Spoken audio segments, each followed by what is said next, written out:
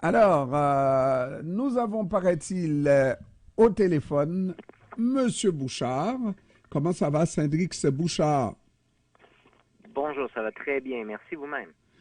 Ça va très bien, même quand ça va mal, puisque je ne vous vois pas, mais je me dis que c'est peut-être parce que ça va mal pour lui. Si ça va mal pour lui, alors, hein? Ça va très bien. Ça va très bien. Alors, Hydro-Québec nous annonce de bonnes nouvelles, des investissements, un programme pour euh, diminuer le nombre de pannes dans les prochaines années. Ouais, ben en fait, ce qu'on a annoncé, c'est la suite logique de ce qu'on a fait en novembre dernier quand on a dévoilé notre plan d'action 2035, vous vous souviendrez, un plan avec 5 priorités, dont la priorité numéro 1 est d'améliorer la qualité du service. Donc, dans les dernières heures, ce qu'on a fait, c'est qu'on est venu préciser quels sont les moyens qu'on va déployer, quels sont les leviers qu'on utilisera pour justement faire en sorte qu'il y ait moins de pannes et que la qualité de service soit améliorée. Alors, on n'a pas, vous avez dépensé des millions et des millions pour faire des études, mais je vous dis, Monsieur Bouchard, vous savez, je vous ai toujours proposé quelques solutions. Et c'est pas parce que j'ai la tête à Papineau, mais l'enfouissement de quelques kilomètres de fil, ça va certainement aider.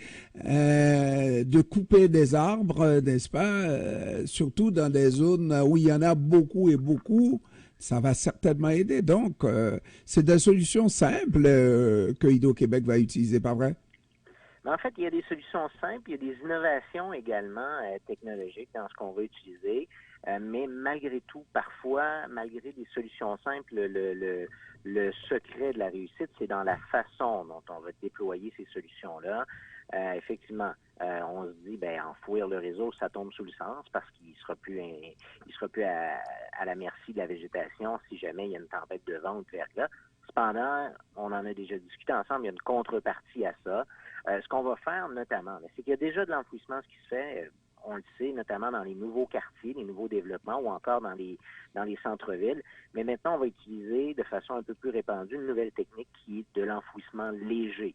Plutôt qu'utiliser des conduites bétonnées dans lesquelles on fait passer nos câbles, on va déposer directement ces câbles-là dans la terre. Ça ne peut pas s'appliquer partout, cette technique-là, parce que ça fait en sorte que c'est très difficile d'ajouter des clients à cette section-là. Donc, ça va être utilisé, par exemple, dans des régions rurales où il y a très peu d'abonnés. Mais donc, quand même, on va utiliser cette technique-là en déploiement progressif cette année sur 7 kilomètres. Et ça, on parle de la haute tension avec des fils dénudés, On parle de câbles de moyenne tension à ce niveau-là. moyenne tension. Ouais. Et câbles dénudés toujours. Ben, puisque vous me parlez de câbles, ça me permet justement de vous parler d'une autre initiative qui est celle des câbles recouverts qu'on va utiliser. Cette fois-ci, on parle d'une douzaine de kilomètres. Ce sont les fameux câbles de moyenne tension, on y revient, qui eux sont gainés. C'est-à-dire que s'il y a un contact avec la végétation, bien, ils sont moins susceptibles de déclencher une panne. Or, il y a une façon différente de travailler, c'est pourquoi on y va progressivement. Il y a des tests qui ont été faits, bien entendu, mais là, on va les utiliser de façon un peu plus répandue pour voir justement de quelle façon tout ça va fonctionner avec notre réseau. Et bien, comme vous le disiez également, il y a également une initiative en maîtrise de la végétation où on va cette année donc effectuer justement le dégagement de 220 000 portées. Qu'est-ce que c'est une portée? Bien, c'est la distance entre deux poteaux. Pour vous donner une idée, ça représente environ 22 000 kilomètres. Mm. Ça veut dire qu'on va devoir élaguer des branches ou abattre pour un total de 75 000 arbres qui présentent des risques sur l'ensemble de notre réseau. Ouais, et tant pis pour ceux qui parlent pour l'environnement.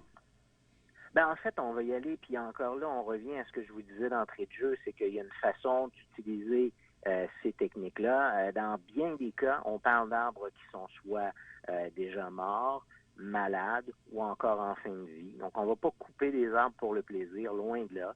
On est bien conscient que ces arbres-là ont un impact positif pour l'environnement. Les arbres qui vont être sélectionnés, encore une fois, il n'y aura pas seulement de l'abattage d'arbres, il y aura également de l'élagage dans le cas des branches à risque, mais donc dans les cas où ce sera nécessaire de couper les arbres, ça va se faire par l'entremise de nos experts, bien entendu, avec tout le discernement nécessaire. Et j'imagine que pour un réseau comme Hydro-Québec, on regarde du côté des réseaux à peu près équivalents à Hydro-Québec pour voir si c'est un peu partout tout le monde à cause des changements climatiques qui connaît ce type d'ennui-là et que les solutions qu'on prône ici, c'est les meilleures.